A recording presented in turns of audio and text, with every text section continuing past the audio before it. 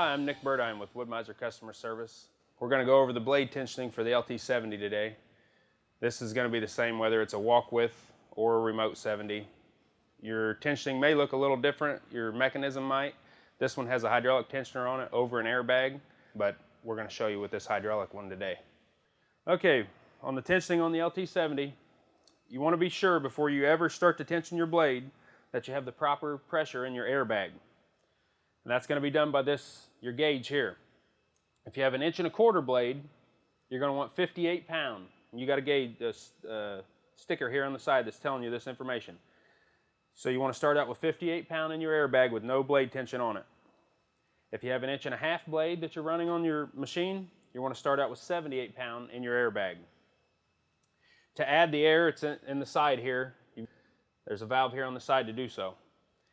What you don't want to do is try to tension up this blade with only 40 pound in this airbag, and then you're going to pump it up to like an 1 1/2 blade to 80 pounds. You don't want to try that because you're pushing so much pressure on this airbag, it's not carrying enough air in there. So you don't want to try to do that. Make sure you have the proper pressure in this airbag before tensioning the blade. So when we've made sure, right now we've got 78 pounds because we have an 1 1/2 blade on here.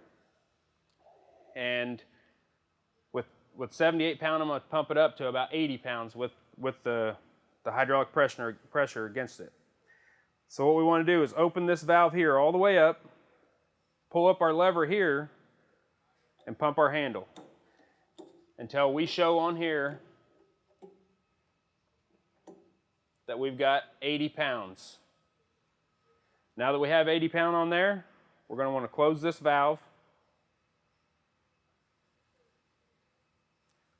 and release the pressure off of our hydraulic pump here, so that this valve here is holding all the pressure to the airbag.